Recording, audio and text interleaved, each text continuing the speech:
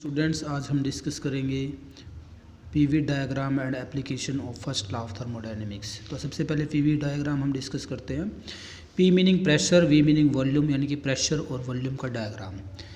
तो a graph representing the variation of pressure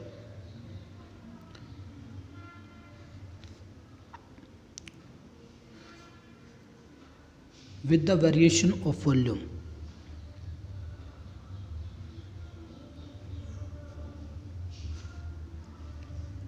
meaning एक ऐसा ग्राफ जो क्या रिप्रेजेंट करता है, प्रेशर का वेरिएशन दिखाता है, जो किसके साथ, वॉल्यूम के साथ। तो ऐसे ग्राफ को हम बोलते हैं, ऐसे हम ग्राफ को बोलते हैं पीवी डायग्राम। तो ये ग्राफ हमने प्लॉट किया है, एक प्रेशर, इधर प्रेशर लिया है, इधर एक्स एक्सिस के लिए हमने वॉल्यूम लिया है। V1 वॉल्यूम पर हम अगर कंसीडर करें किसी भी सिस्टम के अंदर, जो प्रेशर है वो P1 है, और अगर हम वॉल्यूम को क्या करते हैं, इंक्रीज करते हैं, तो यहाँ पर हमारा जो प्रेशर है वो क्या हो रहा है, डिक्रीज हो रहा है। तो मीनिंग यहाँ पर ये जो पॉइंट है, यहाँ पर हमारा जो प्रेशर है P2 किसके विद रिस्पेक्ट में, V2 वॉल्यूम के विद रिस्पेक्ट में है। और ये एक तरह से क्या हो रहा है, गैस का वॉल्यूम, मीनिंग सिस्टम का वॉल्यूम इंक्रीज हो रहा है। वॉल्यूम इंक्रीज हो रहा है तो यहाँ पे एक तरह से क्या हो रहा है, एक्सपेंशन हो रहा है।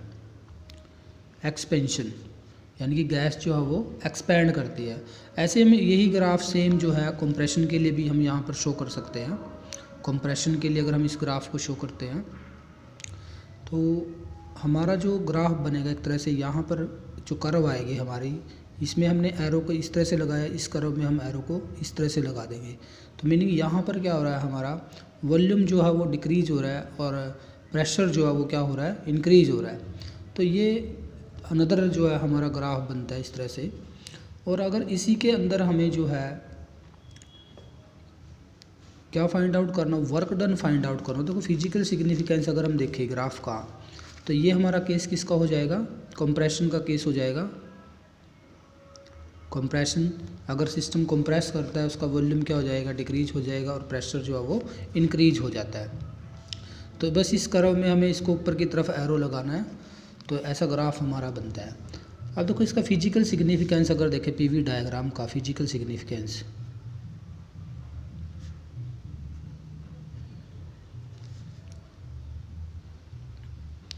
फिजिकल सिग्निफिकेंस इसका क्या है कि एरिया अंडर द ग्राफ जो आएगा, work done bye thermodynamic system के इक्वल आएगा।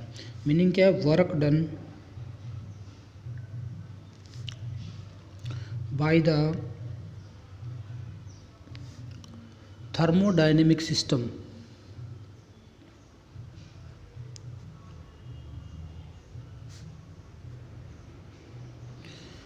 is equal to the area under, is equal to the area under PV diagram, pressure volume diagram. Meaning इस डायग्राम का जो एरिया आएगा, एरिया अंडर द ग्राफ, ठीक है। ये ग्राफ का मान लो ए और बी पॉइंट, अगर मैं यहाँ पर बी पॉइंट कंसीडर करता हूँ, ये हमारा जो ग्राफ बना है ये इसका एरिया हो जाएगा, और ये एरिया हमें क्या देता है, वर्क डन देता है। अब देखो सबसे पहले हम इसको स्मॉल उसके लिए करेंगे,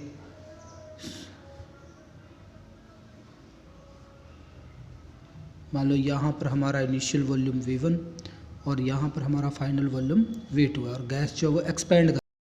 ऐसे ही हमारा प्रेशर यहाँ पर, और यहाँ प्रेशर जो है वो P2 है, इधर प्रेशर लिया हुआ हमने और इधर वॉल्यूम है।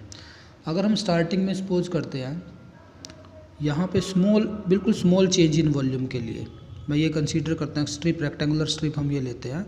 हम ये मान लेते हैं इसके इस पॉइंट और इस पॉइंट के लिए प्रेशर जो है वो नियर अबाउट सेम है। तो और इसकी जो ये जो इसकी विड्थ है, ये वेरी स्मॉल विड्थ है।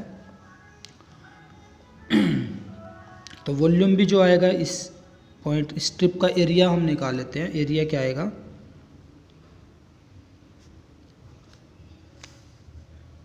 ABCD, रेक्टेंगुलर स्ट्रिप हम ये कंसीडर करते हैं यहाँ पर, और इसका एरिया फाइंड आउट करते हैं। तो एरिया अगर फाइंड आउट करना है तो एरिया जो आएगा इसका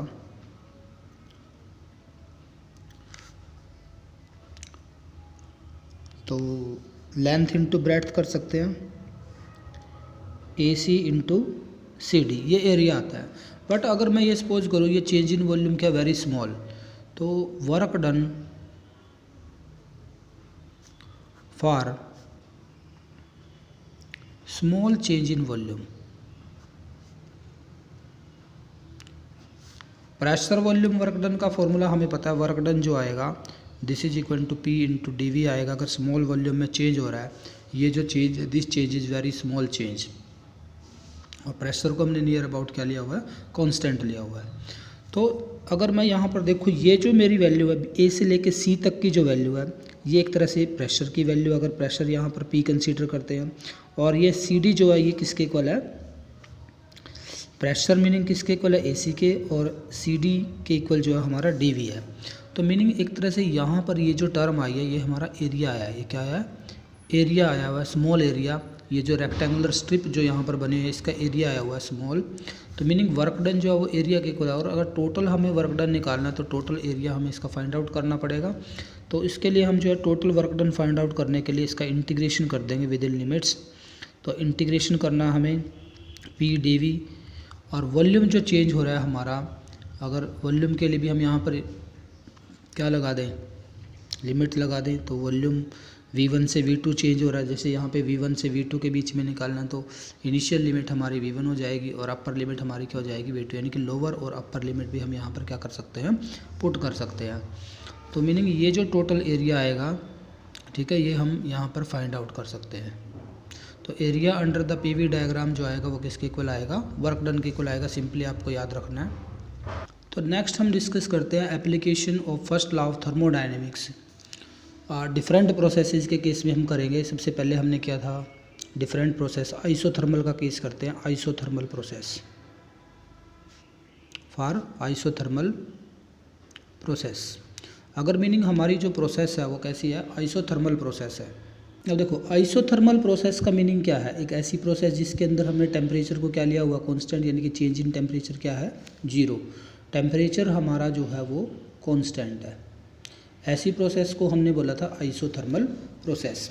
अब देखो फर्स्ट लॉ ऑफ थर्मोडायनेमिक्स अगर देखें हम, amount of heat added to the system this is equal to change in internal energy and pressure volume work done. किसके इक्वल आता है, pressure volume work done, P into DV। ये जो हमारा pressure volume work done है। अब देखो अगर टेम्परेचर कांस्टेंट है, टेम्परेचर में कोई चेंज नहीं आ रहा है, तो इंटरनल एनर्जी के अंदर भी कोई चेंज नहीं आएगा। मीनिंग DU जो रहेगा, चेंज इन इंटरनल एनर्जी, ये हमारा कितना रहेगा, 0 रहेगा। मीनिंग क्या है, जो यहाँ पर हमने हीट ऐड की है सिस्टम में, तो ये सारी की सारी हीट कहाँ पर यूज हो जाएगी, मैकेनिकल वर्क डन में यूज हो जाएगी। तो मीनिंग क्या है, यहाँ पर हीट एडिड जो आएगी this is equal to work done by the system, work done by the system. तो फर्स्ट लॉ की फर्स्ट एप्लीकेशन हो गया, आइसोथर्मल प्रोसेस के केस में हम इसको अप्लाई कर सकते हैं। सेकंड केस हम करते हैं, अगर हमारी जो प्रोसेस है वो प्रोसेस हम किस तरह की लेते हैं,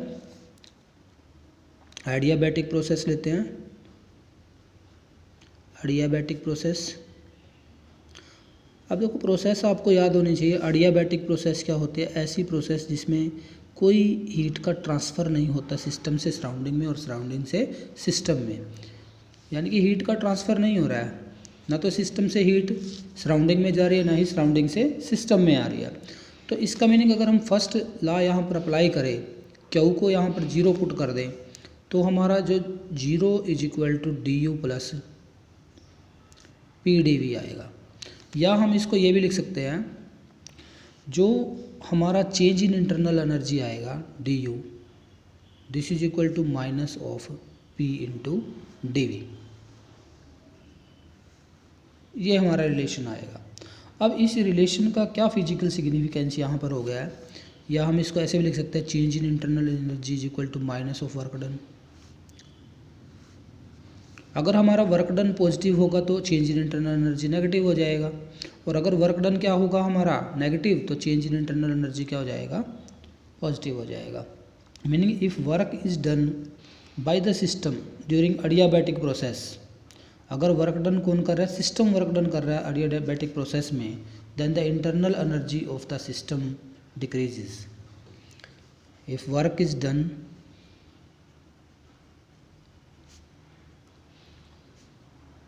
बाय द सिस्टम, अगर सिस्टम वर्क डन करेगा, अब सिस्टम कहाँ से वर्क डन करेगा, एनर्जी बाहर से तो दी नहीं, इसका मीनिंग सिस्टम ने अपनी ही इंटरनल एनर्जी का यूज किया है।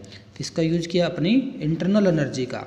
If work is done by the system, तो सिस्टम अपनी एनर्जी का यूज करेगा, इसका मीनिंग उसकी इंटरनल एनर्जी क्या हो जाएगी, डिक्रीज हो जाएगी। Then its internal energy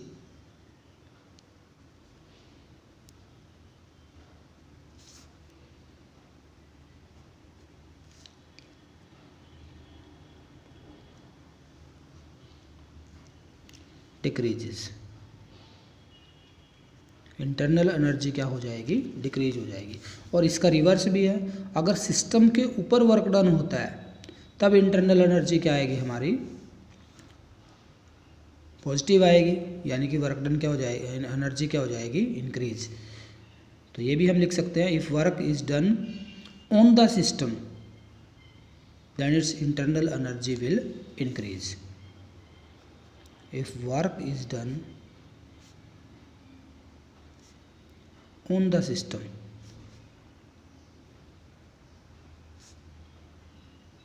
then its internal energy will increase। Energy increase हो जाएगी इस केस में। तो नेक्स्ट हमारे पास आता है थर्ड प्रोसेस हम करते हैं यहाँ पे जो इम्पोर्टेंट है, आइसोकोरिक प्रोसेस जो है। तो ऐसी प्रोसेस जिसमें वॉल्यूम क्या रहता है, वॉल्यूम हमारा कांस्टेंट जो है वॉल्यूम रहता है। तो अगर वॉल्यूम कांस्टेंट है, V जो है वो कांस्टेंट है, यानी कि वॉल्यूम में कोई चेंज नहीं आया है, तो इसका meaning pressure volume work done, तो ये चेंज इन वॉल्यूम जीरो होगा, इसका मीनिंग वर्क डन हमारा क्या हो जाएगा, जीरो हो जाएगा।